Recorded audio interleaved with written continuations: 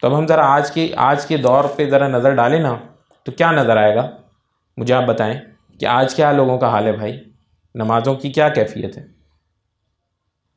نمازوں کی کیا کیفیت ہے؟ مجھے بتائیں، ہے کوئی اہتمام؟ ایک کثیر عوام ہماری مسلمانوں کی تو نماز ہی نہیں پڑھتی۔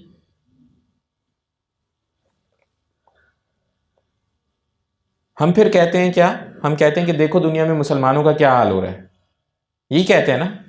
ہمیں اس کی جگہ کیا کہنا چاہیے؟ دیکھو دنیا میں منافقوں کا کیا حال ہو رہا ہے۔ اللہ تعالیٰ معاف فرمائے، اس بات کو ذرا صحیح سے سمجھنا چاہیے نا۔ دیکھو دنیا میں منافقوں کا کیا حال ہو رہا ہے۔ طریقے سے بات کریں تو پوری کھل کے کریں۔ میں تو قرآن کی آیت کا ترجمہ کر رہا ہوں بھائی، قرآن کی آیت ہے، دوبارہ سے ایک نظر آپ لوگوں کے سامنے پڑھ دیتا ہوں۔ اور جب یہ لوگ نماز کے لیے کھڑے ہوتے ہیں تو سستی سے کھڑے ہوتے ہیں، لوگوں کے سامنے دکھلاوا کرتے ہیں، اور اللہ سبحانہ تعالیٰ کو بہت ہی تھوڑا یاد کرتے ہیں۔ انا للہ و انا الیہ راجعون۔ منافقین بھی نماز کے لیے کھڑے ہوتے تھے، ہم تو کہاں نماز کے لیے بھی کھڑے نہیں ہوتے۔ منہ سے بولنے والے مسلمان ہیں بھائی، تو مسلمان نہیں ہے۔ اللہ تعالیٰ رحم فرمائے ہمارے حالوں، یہی حال ہے۔ تو اللہ تعالیٰ نے تو مسلمانوں کو شان و شوکت دے کے رکھی ہوئی تھی، تو کوئی تو گڑبڑ ہم نے کی ہے نا۔ ابھی ہم کہتے ہیں کہ وہ لوگ ہمارے اوپر مسلط ہو رہے ہیں، وہ ہمارا ان کا مصیبت بنائی ہوئی انہوں نے زندگی۔ نہیں میرے بھائی، ہم نے خود بنائی ہوئی ہے۔ یہ کون ہے؟ ان کی کوئی حیثیت نہیں ہے۔ مسئلہ تو ہمارا جنگ سارا اللہ سبحانہ تعالیٰ کے ساتھ، اللہ تعالیٰ رحم فرمائے، ادھر سے جنگ شروع ہو گئی ہے۔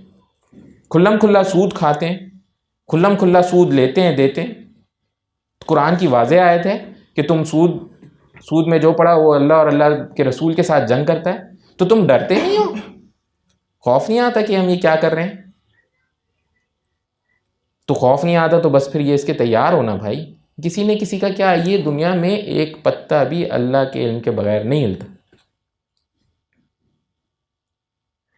تو ہمارے معاملات ایسے ہیں، ہمارے معاملات ایسے ہیں۔ تو ایک بڑے بزرگ کہتے ہیں کہ دنیا میں اگر 51% مسلمانوں کے کل میں سے 51% مسلمان